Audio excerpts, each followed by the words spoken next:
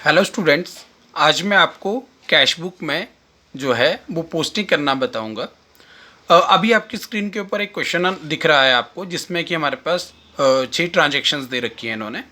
First one cash in hand है, second cash purchase है, third cash sales है, fourth purchase return है, fifth received commission है और last one is rent paid है। ठीक है, तो अभी मैं आपको बताऊंगा कि इनको आपने पोस्ट कैसे करना है। पहली बात तो आपको ये ध्यान रखनी है कि ये कैश बुक की अगर हम बात कर रहे हैं तो इसमें कितनी ट्रांजैक्शंस में कैश आ रहा है, सिर्फ वही रिकॉर्ड होंगी।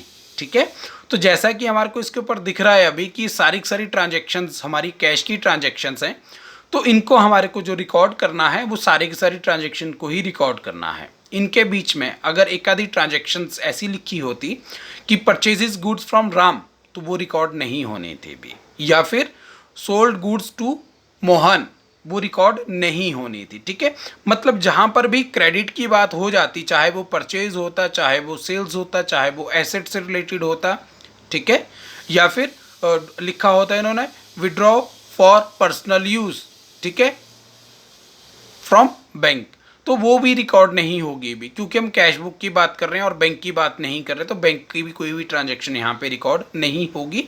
बैंक की कौन सी ट्रांजैक्शन रिकॉर्ड नहीं होगी?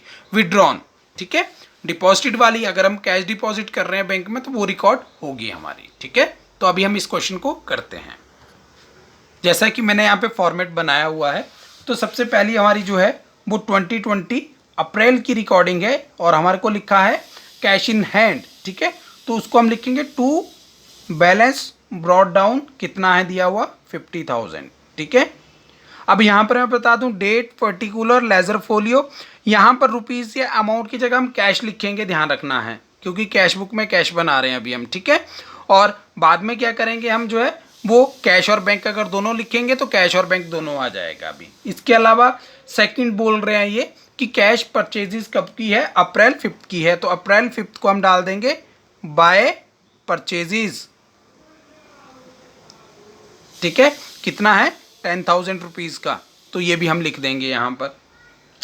इसके बाद ये बोल रहे हैं कि कैश सेल्स की है आपने कितनी तारीख को, 8 तारीख को, तो अप्रैल 8 को टू सेल्स कितना है रुपीज़ 8,000, तो वो 8,000 हम यहाँ पे लिख देंगे।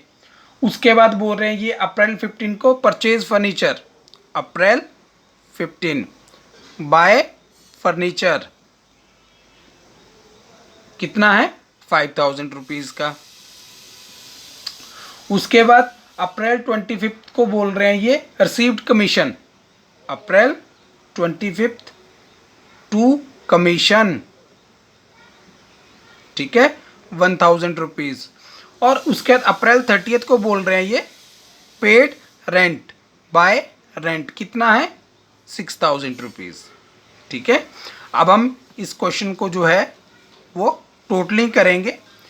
हमारे को टोटलिंग करते हुए ध्यान रखना होता है कि कौन सी साइड बड़ी है।